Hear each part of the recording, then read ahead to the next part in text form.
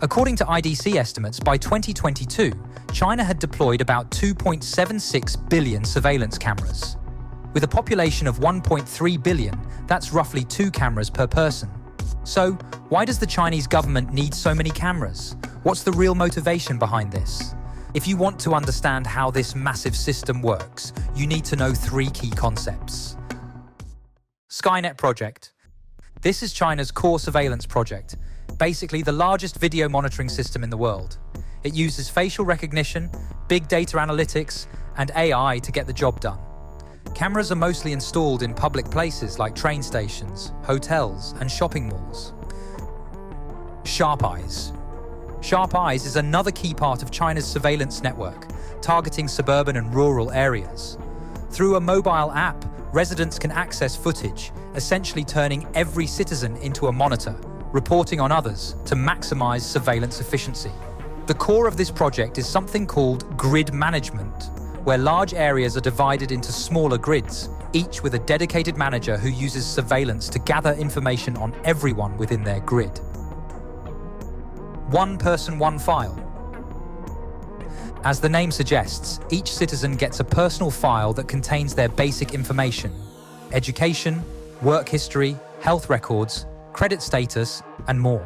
Using AI, this data is updated in real time and shared across various databases, solving the problem of data silos. Mareike Olberg, a Berlin-based senior fellow at the German Marshall Fund, describes it as a way of sorting information that makes it easier to track individuals. The Skynet project covers urban areas and all major public spaces, while the Sharp Eyes system focuses on suburban and rural regions. Then there's One Person, One File, which tracks and records everyone's behavior. Each of these projects has its own clear role, and together they create a comprehensive, all-encompassing, highly efficient surveillance system for the Chinese government. According to Chinese officials, the main reason for establishing this massive system is to maintain social order and fight crime. There was even a BBC journalist who tested this out by pretending to be a fugitive, only to be caught within minutes. So it's fair to say that the system is indeed effective at solving crimes. But here's the thing: technology itself isn't inherently bad. It all depends on who's using it and for what. In a one-party dictatorship, any technology can be used as a tool to maintain power and suppress people, regardless of the so-called legitimate reasons behind it. Politically speaking, it's incredibly dangerous for an authoritarian state to wield this level of power with no checks or balances. Take, for example, a high school student named Hu Xinyu, who disappeared from his school in China on October 14, 2022.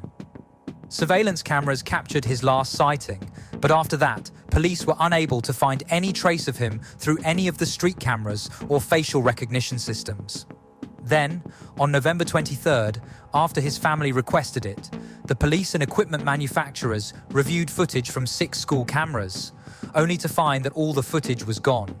Whether it was automatically overwritten or deliberately deleted, no one could give a clear answer. Here's another fact. In the US, a patient in need of a kidney transplant has to wait 3 to 5 years. In Europe, 2 to 4 years. In the UK, 2 to 3 years. But in China, you might wait just 1 to 2 weeks. Now, I'm not trying to peddle conspiracy theories here, and there's no hard evidence that this is all the government's doing. The point I want to make is that when an authoritarian government has access to powerful technologies, it can easily do harm to ordinary citizens without leaving any trace. Just a quick search will reveal countless cases in China where surveillance cameras just happened to malfunction exactly when crimes were being committed. Even with so many cameras, millions of people still go missing every year in China. Now let's go back to the question we asked at the beginning. Why does the Chinese government need so many cameras? The real goal of an authoritarian government isn't protect people. It's about controlling everything. They control behavior through surveillance and control thoughts through propaganda. To me, George Orwell's 1984 isn't just a novel, it's a prophecy. In that book, surveillance and brainwashing are central themes. The telescreens are like the cameras everywhere, constantly reminding people that Big Brother is watching you. The thought police are like today's internet police, controlling free speech through censorship. In the 20th century, East Germany's Stasi was able to manually gather 100 kilometers of surveillance records. But today, modern authoritarian governments have a huge advantage that their predecessors didn't: high technology combined with AI.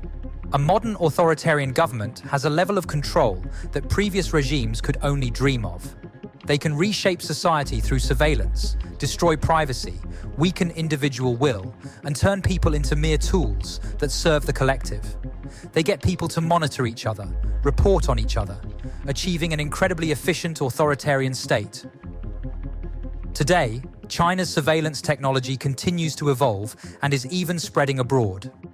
Telecom giant Huawei has claimed its systems have been deployed in over 100 countries, including Kenya and Saudi Arabia. Ecuador has adopted China's ECU 911 surveillance system and has even sent police officers to China for training. And most of these systems are financed through loans from the Chinese government. According to Chinese media and government propaganda, replicas of these systems have been sold to Venezuela, Bolivia, and Angola. A report from Freedom House says that by 2021, 18 countries, including Zimbabwe, Uzbekistan, Pakistan, Kenya, the UAE, and Germany, were using China-made smart surveillance systems, and 36 countries had received public opinion guidance training, which, frankly speaking, means censorship training. Political philosopher Hannah Arendt, in her book, The Origins of Totalitarianism, wrote about the expansion of totalitarian ideology. The totalitarian movements aim at global domination, and their ideology cannot tolerate the existence of autonomous nations or rival ideologies. Once the movement halts, it begins to lose momentum and its grip over the masses. China is trying to expand its digital authoritarianism globally.